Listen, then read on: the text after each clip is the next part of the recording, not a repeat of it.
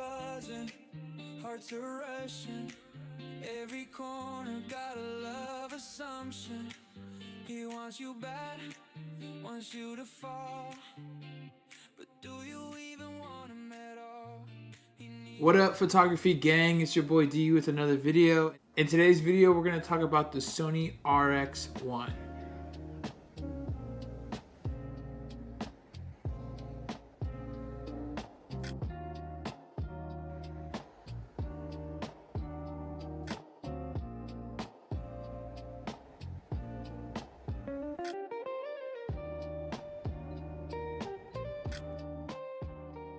So with the announcement of the Sony RX1R Mark III, I wanted to make this video of a POV that I shot with the Sony RX1. If you're looking for a Sony RX1R Mark III and you don't want to spend $5,000, this is definitely a good option, but I can't really recommend it if you like shooting color. It's a beautiful camera with a beautiful lens. I did end up selling it, and I'll share why towards the end of this video, so stay for that.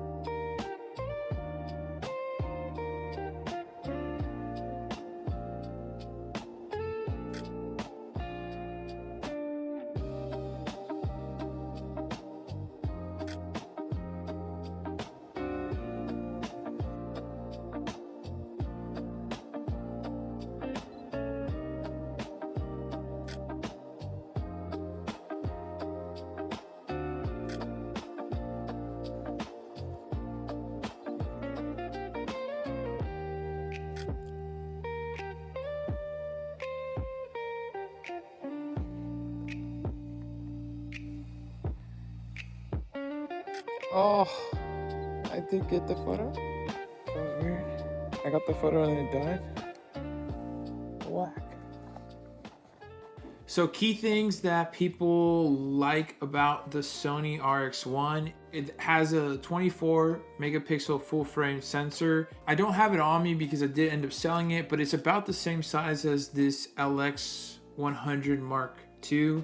You can get this compact size like this, fit it in a jacket pocket, fit it in a small camera bag, and have a full frame sensor, which is a really big deal. So with the lens, I have this 2.8 full frame lens, which is similar to the Sony Carl Zeiss f2 that's on the RX1, the original. So getting a full frame sensor on this size f2 is pretty amazing. So the other thing that they like on the RX1 is all three manual controls have their own designated and dedicated dials. The aperture obviously being on the lens, the shutter you can set up on the back wheel, then the compensation dial, and then you also have a manual control of the focus ring. You have a designated wheel that you can scroll and you can do focus peaking.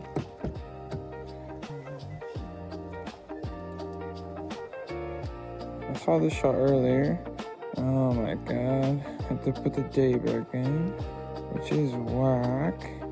Ridiculous. Alright, we're in macro. Alright. Don't even know if it's in focus, to be real. Looks like it's a good photo. Am I too far?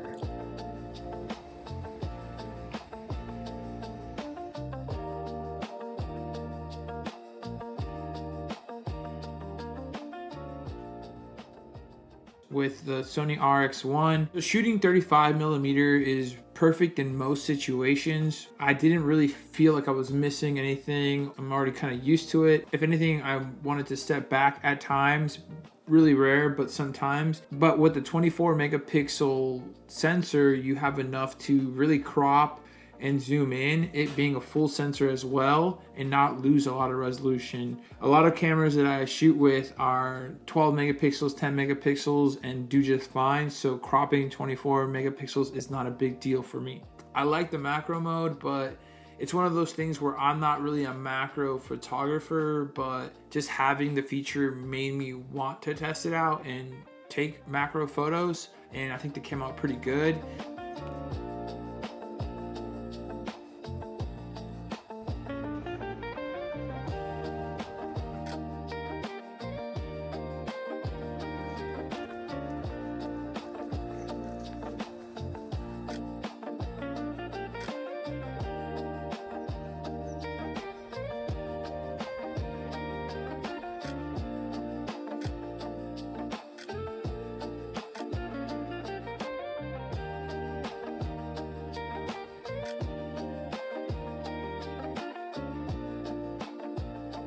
So the biggest complaints that I saw online about the RX1 is that it had poor autofocus performance, even more so in low light and video modes.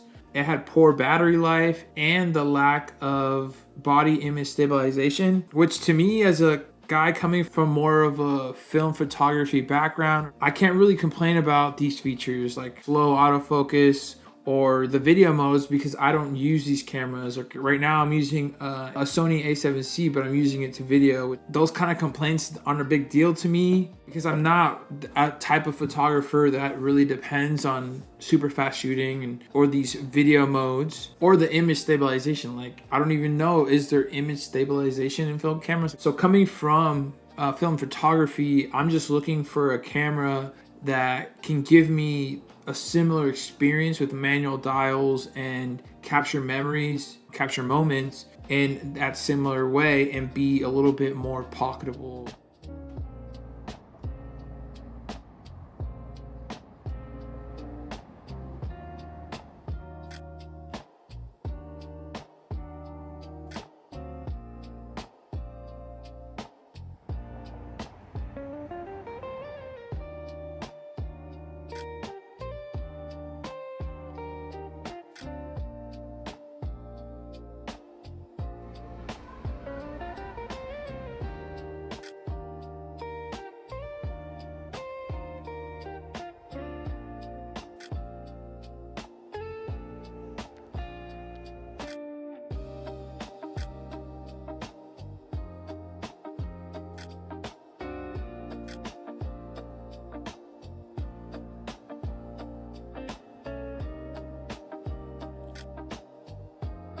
Over here, I'm looking for a bus or a cyclist to come, and then somebody walking maybe with a bike right here or to the bus.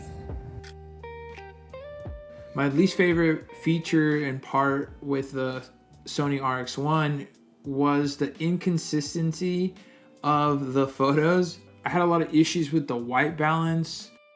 It could be to me as well that the auto white balance was just doing its own thing and kind of finicky, and like if I was really good at controlling my white balance, I might fix that on my own or learn about it. But for me, even taking photos back to back, I noticed that the greens and the purple hues were really inconsistent. It just makes it a lot harder when you're editing, and I don't want to spend a lot of time editing. Spending a lot of time in post made more work for me in a sense. And a guy coming from film photography, I'm used to just kind of having the photos there, small little tweaks, and then moving on. But I actually cycled through all of these photos about 3 different times. And again, to me, that's just a lot of work because I'm all about the shooting experience. So with that, I had less copying my edit and then just pasting it to the next image, which a lot of us do when we're using Lightroom. I had to spend more time trying to find better white balance for each image, which is not something I'm used to with other cameras that I shoot with.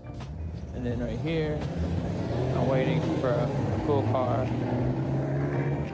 either going that way, like this car here, or a cool car coming, turning this way here. But I'm not getting lucky.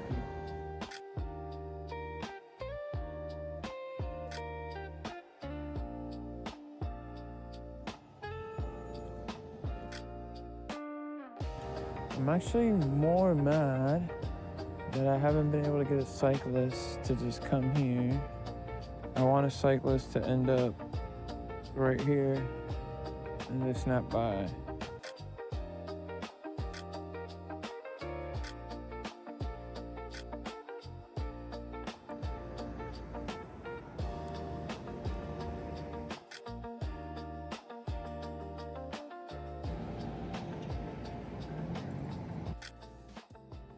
The shooting experience itself, like going out and taking the images with the camera, was great. I think it's a great size. But once I got to my computer and I was editing the images, it just turned me off the camera. I didn't even want to spend more time shooting with it because of how much I spent editing. And maybe if I was a little bit more patient, or if you shoot black and white, this is a great camera for you. I feel like a lot of people do that with certain cameras that they don't really like the colors of. They just shoot monochrome, either through the actual camera settings themselves, or they'll just edit and post all their photos in black and white, which I have done with other cameras that I find difficult to edit. I'll just throw them in black and white and not waste a lot of time editing.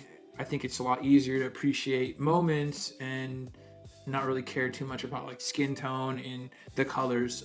So the main reason that I ended up selling the RX1 is just that I spent too much time in post editing the images to edit and then cycling through them 3 different times to edit and change.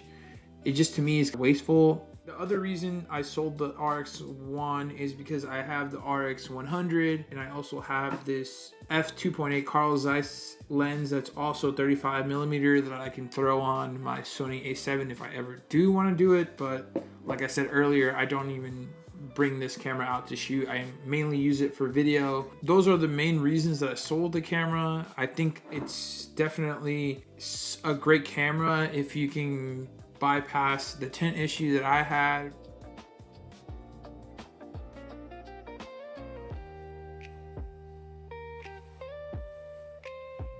So I drove back to the scene. I'm hoping in a little bit the sun is gonna move that way and hit that tree differently. If not, it is what it is. I gotta leave, but I'm just gonna snap some photos around here.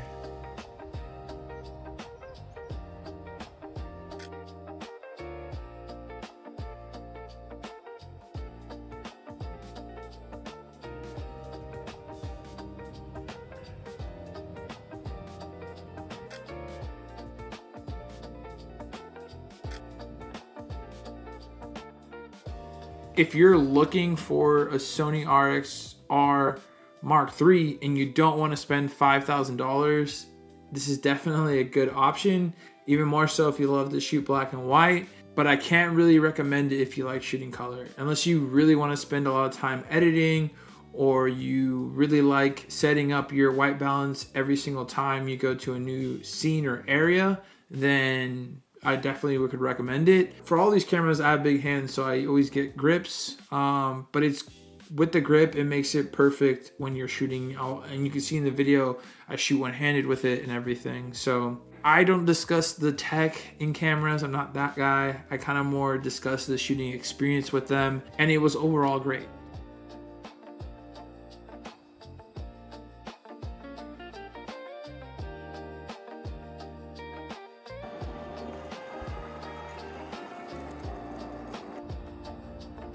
That's it for this video, guys. Thank you guys so much for watching.